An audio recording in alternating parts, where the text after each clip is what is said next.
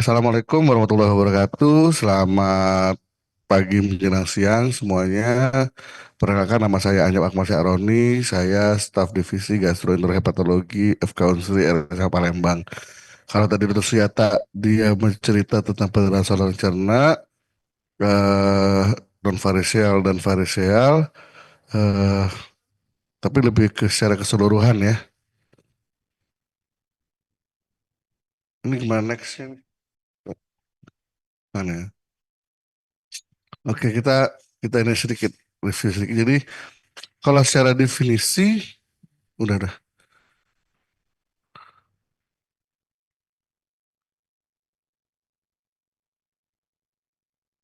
Kalau secara definisi berdasarkan cerna itu bagian atas novarisia berasal dari esofagus, lambung atau duodenum proximal, ligamentum teres, bukan karena varises.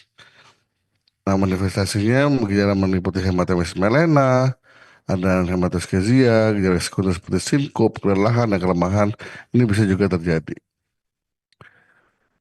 Berdasarkan cerna atas non variseal, secara epidemiologinya, secara insiden sekitar 80 sampai 150 kasus per 100.000 penduduk per tahun dengan mortalitasnya 2 sampai 15%.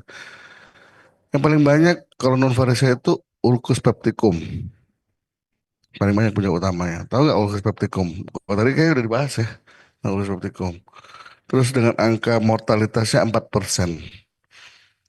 Makanya di studi di Indonesia ini menunjukkan domain pasien laki-laki usia lanjut dengan penyakit utama ulcus pepticum dan gastritis erosif. Nah, ini etiologinya. Ini ada ini nggak? Kita bisa pakai kayak pointer nggak sih? Nah, ini ya. Ini masih ini ya. Nah, ini laser pointer ya. Ya. Ini adalah etiologinya. Etiologinya yang paling sering kita ketemu itu adalah gastritis erosif, esophagitis erosif, ada ulcus pepticum, ada duodenitis, ada Mallory Weiss ada malformasi vaskular, dan ada adenokarsinoma esofagus. Nah, kalau kita cerita ini dari ini esofagus masuk ke dalam gaster, ini ada dalam gaster ini nanti masuk ke duodenum. Ya, jadi kalau ini ada fundus, ada korpus, ada antrum, ini pas descendant dan ini adalah duodenum, bulbus dan ini pas descendant. Ya, jadi gambarnya seperti itu. Jadi kalau bisa kita ceritain. Ya, saya coba cerita tentang sedikit ke belakang, ini yang bisa bisa aja ini bisa terjadi perdarahan, bisa juga enggak. Namanya gastroesophageal reflux disease. Jadi ini gangguan yang ditandai dengan reflux isi lambung secara berulang ke dalam esofagus sehingga menimbulkan gejala atau komplikasi.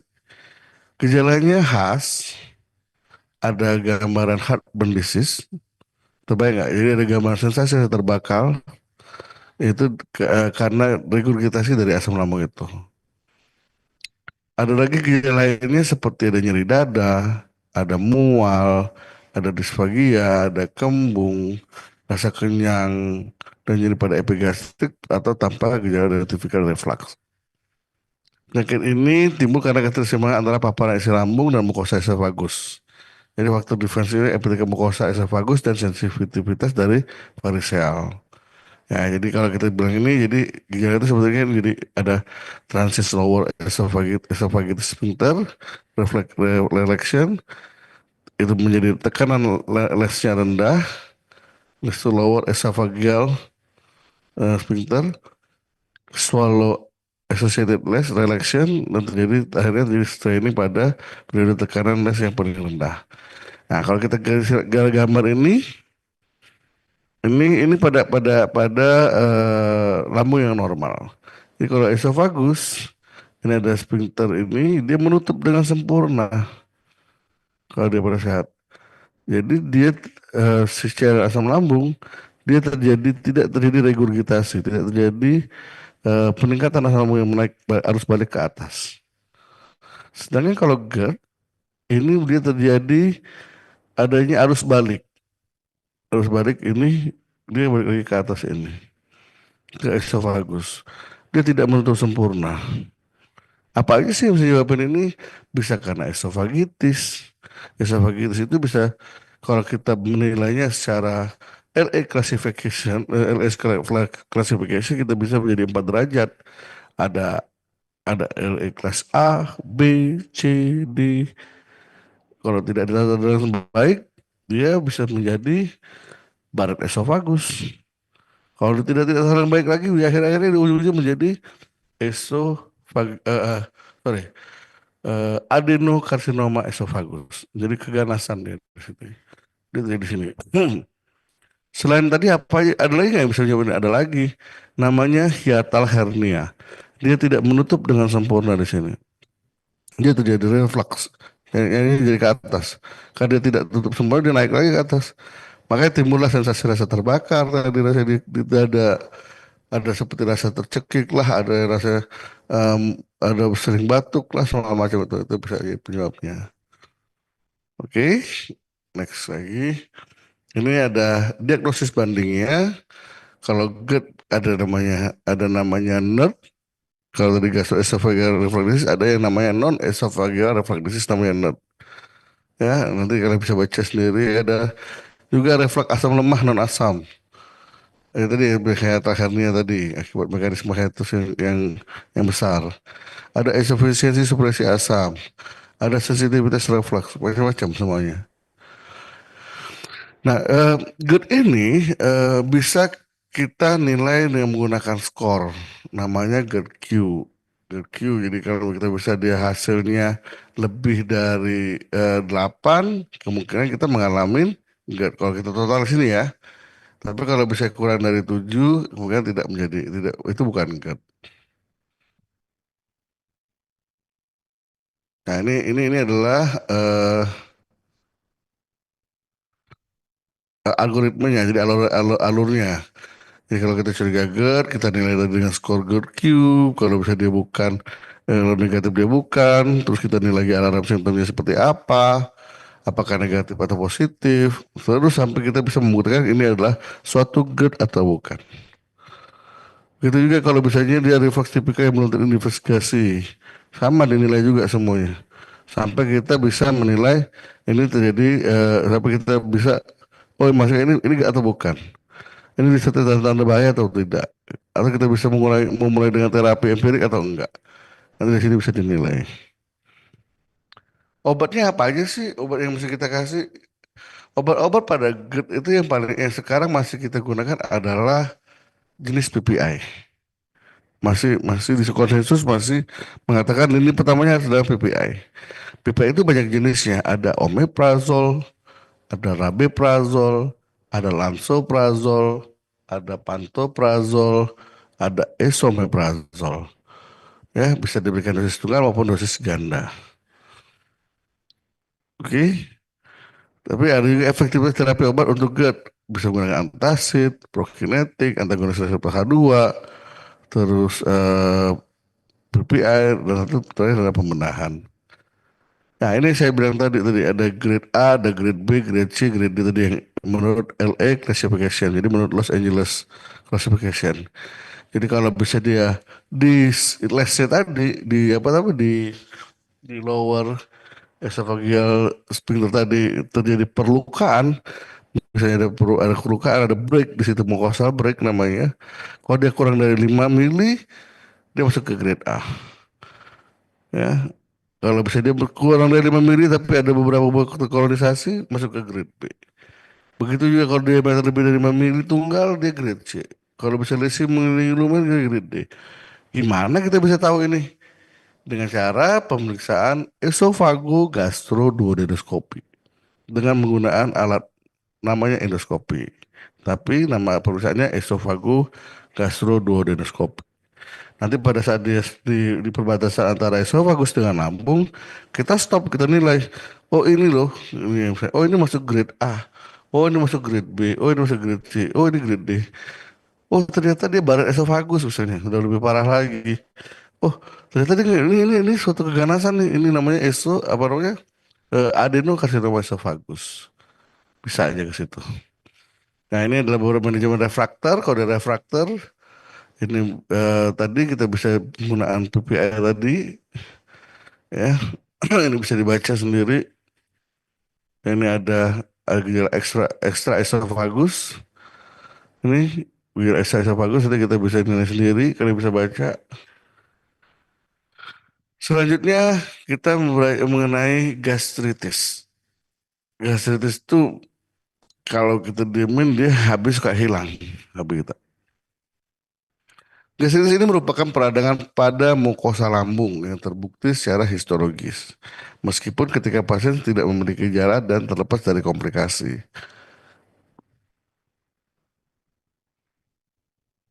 Nah, ini secara klasifikasi kita bisa menilai apakah dia sudah akut atau terjadi gastropati reaktif, ataukah dia suatu kronik, ataukah dia spesial atau khusus, atau dia terjadi suatu granulomatosa, gastropati hipertropik, vaskulopati gaster, atau keterlibatan gaster pada penyakit-penyakit sistemik. Ya, jadi ini kan bisa sendiri lihat nanti kalau aku oh penyebabnya karena obat-obatan, karena stres, bulimia dan lain-lain. Kalau dia yang reaktif tadi karena NSAID atau alkohol bisa macam-macam semuanya. Ini bisa dibaca sendiri juga nanti. Kalau eh stadiumnya ini ada juga kalau tadi ada GERD-Q, ini ada juga yang namanya sistem penentuan stadium dari Olga. Ya, jadi Olga ini untuk menilai skor dari atau tropi dari si apa namanya hasil biopsi.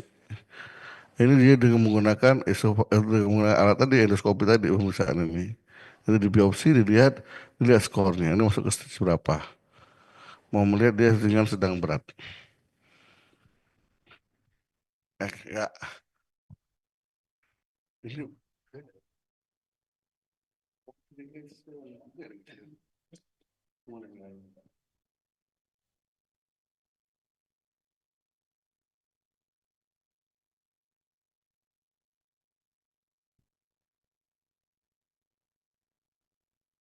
tadi kalau udah kita bicara mengenai GERD, terus ada tadi namanya gastritis, sekarang ada tukak gaster.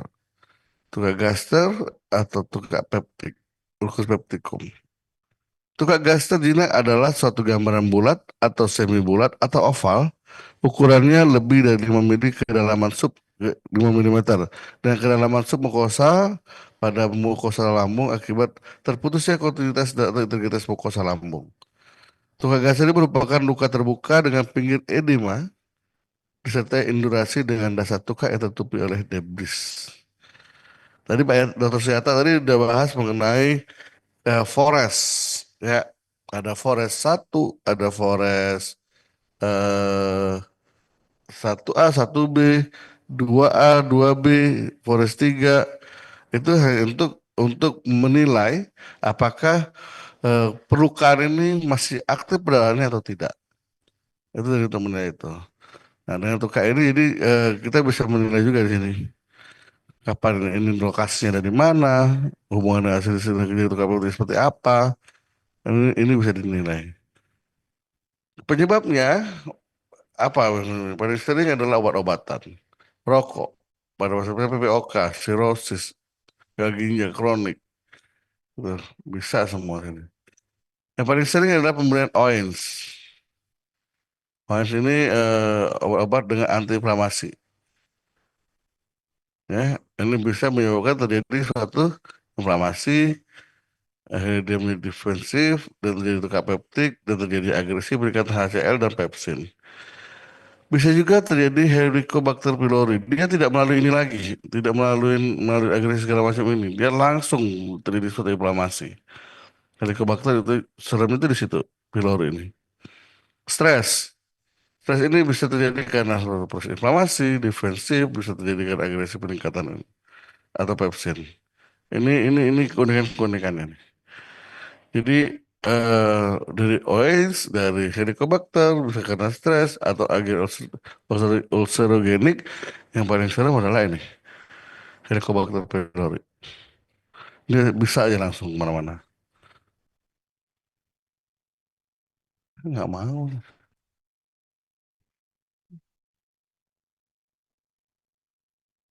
Ya, ini adalah bagian bagaimana penetasan awal pasien mengenai perdana saluran bagian atas. Tadi udah dibahas juga ya tadi kalau nggak salah nih eh, risiko yang rendah. Ini kita masuk ke dinilai juga dengan Glasgow Black Score atau ini masih di triase. Terus kalau bisa dia di hospital dinilai lagi, di observasi lagi kalau masih ada tanda-tanda alarm simptom bisa dilakukan manajemen pre endoskopi, kita resusitasi segala macam ini. Kalau tidak bisa respon juga baru kita lakukan tindakan endoskopi, kita nilai semuanya. Nah ini ya. Jadi kalau terhadap pre-endoskopi tadi yang terjadi penilaian awal dan resusitasi hemodinamiknya seperti apa, stratifikasi risikonya, intubasi endotrakeal, terus cara PPPI pre-endoskopi, jadi prokinetik, asam tranexaman, perobatan vasoaktif, transfusi darah atau komponen darah, dan obat anti trombotik pre-endoskopi. Nah ini tadi juga bahasannya bagaimana tadi kita meregistrasi serotin aja. Ini skornya tadi ada juga di tempat dokter Seta slide-nya sama aja. Ini terapi penghambat proton pump inhibitor. Ya, ini sebagai terapi endoskopik. Jadi sebelum dia melakukan tindakan endoskopi, PPD penghambat ini sehingga meningkatkan pH intragastric dan mengurangi risiko perdarahan yang berulang. Jadi dengan pH-nya di pH di lambung itu dia sifatnya asam, kita tekan dia menjadi lebih ke normal atau basa. Harapannya adalah si perdarahan tadi eh, menjadi perbaikannya menjadi lebih cepat, ya. Misalnya clotting terjadi clotting misalnya pada perukaan-perukaan itu. Atau bisa tadi dari Forest 1 bisa jadi ke Forest 3 dengan clean base saya dengan ditutup semua ulkusnya ini ya. Nah, itu tadi harapannya. Terus pemberian erythromycin sebagai prokinetik. Erythromycin ini ada mikroba, golongan makrolid, boleh aja jadi sehingga meningkatkan mortalitas dari pengosongan lambung. Tapi sekarang ini sudah mulai nggak banyak digunain erythromycin. Asam tranexamat dan obat vasoaktif. Asam tranexamat ini tidak direkomendasikan pada pasien dengan perdarahan saluran cerna bagian atas non varises. Ya, tidak direkomendasikan. Somatostatin dan octreotide ini tidak direkomendasikan pada pasien-pasien yang perdarahan saluran cerna bagian atas non varises. Octreotide dapat menurunkan tekanan vena porta, menunjukkan tanda pembuluh darah transplantik dan mortalitas saluran cerna, sehingga digunakan pada PSCBA varises. Nah, ini transfusi darah dan komponen darah tadi sudah dibahas sama dokter Syata. Ya kalau bisa di target HB-nya 7 sampai 9 karena kalau bisa lebih itu gampang terjadi perpecahan. Tuh. Apalagi pengertian obat starting obat anti trombolitik. Nah, ini saya bilang tadi ini adalah endoskopi, diagnostik dan klasifikasi melalui Forest.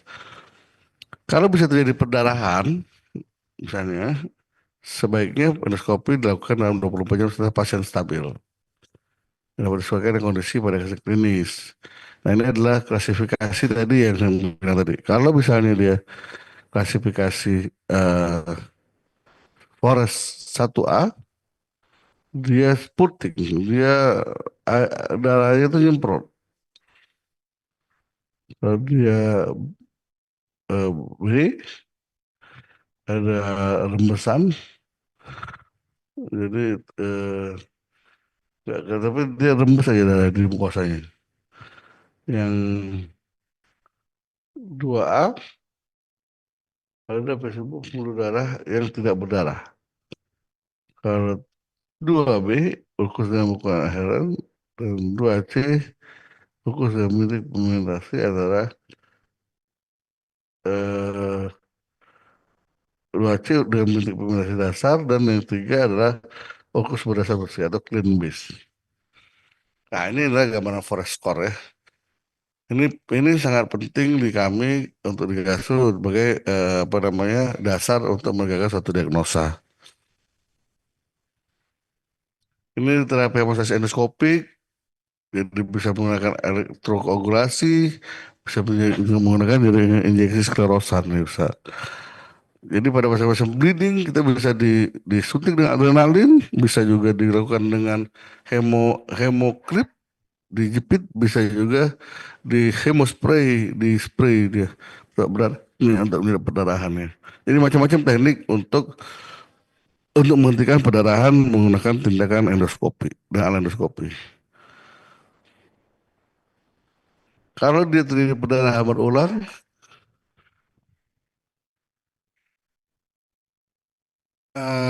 embolisasi angiografik transkateter dengan TAE,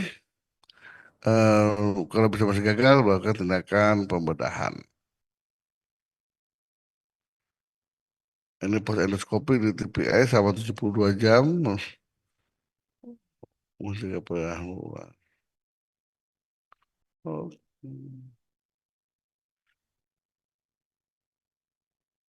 Ini second look endoskopi dan eradikasi.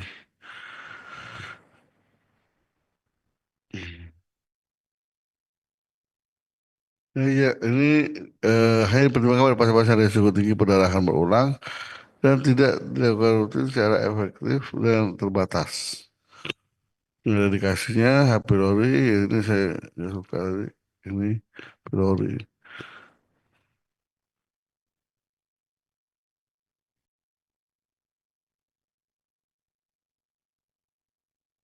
Ya, kalau tadi bicara non parisial, ini ada parisial.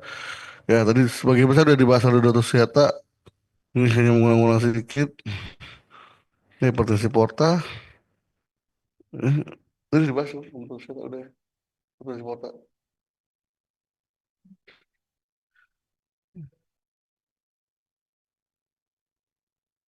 Ya, sudah bicara bukan. Ini patofisiologinya terjadi hipertensi porta. Oke. Patofisiologi.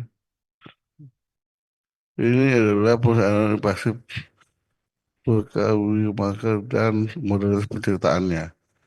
Ini modalitas penceritaannya bisa menggunakan biomarker serum, eh, TMP1, CD163, osteopontin, serum apelin, aprifaktor, dan formula brand.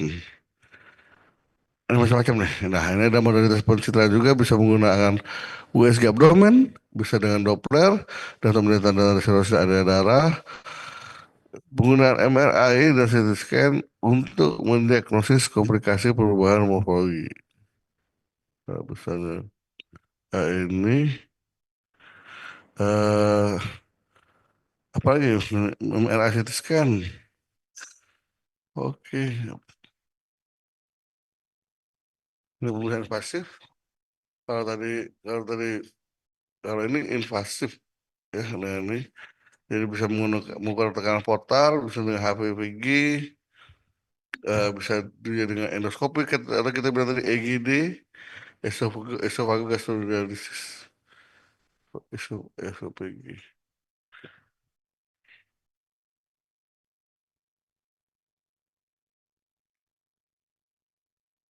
Biopsi hati digunakan untuk diagnosis cirrhosis dan penyakit histologik maupun invasif dan risiko sampel tidak representatif. Oh iya, ini tabel pemeriksaan invasif dan pada pasien cirrhosis dengan hipertensi porta. Ini boleh kalian baca juga. Kayak rasanya sih sama aja semuanya ini sama dulu saya karena yang beda.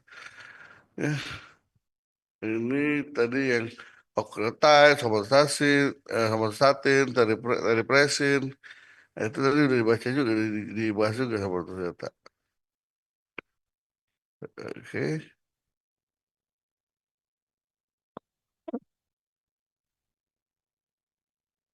ya ini terapi juga. Ini kalau tadi tadi yang non varisial ini yang varisial sekarang. Sudah satu channel yang varisial. Ini dokter. Oke, ini tata laksana sebagai parsial tadi, ini saya bilang, jika habis kurang dari 7, targetnya 7 sampai dengan 9. Ini juga bisa dibaca sendiri nanti. Terima kasih. Sampai ini ada yang mau tanya, teman-teman semua?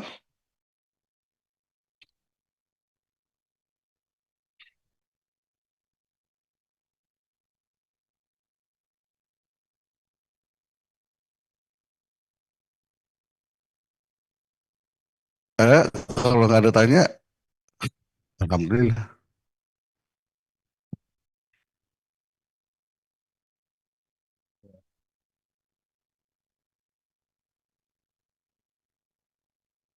Tadi ada moderatornya nggak? Nggak ada moderatornya.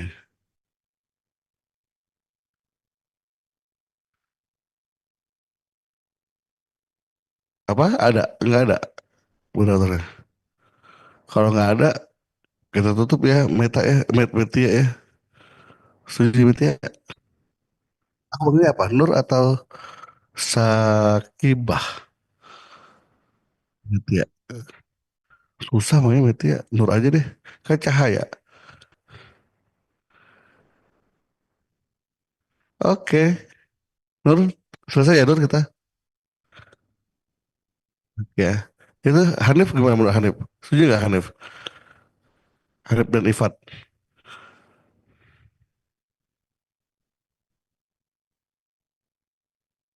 Kamu berdua ngapain di situ? Setuju dokter. Oke lah ya, selesai kita ya. Ada yang mau nanya nggak? Soalnya kalau nanya sama saya mahal loh bayarnya loh.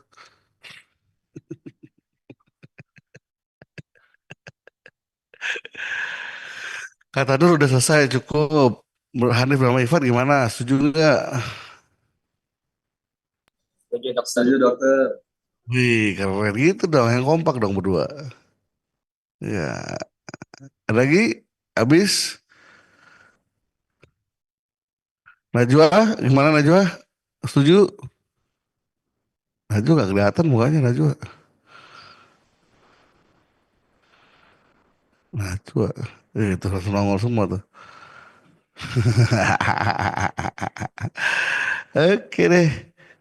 Saya tutup ya. Ya, terima kasih semuanya yang sangat konsentrasi dengerin saya cerita tadi. Padahal saya nggak tahu denger apa enggak.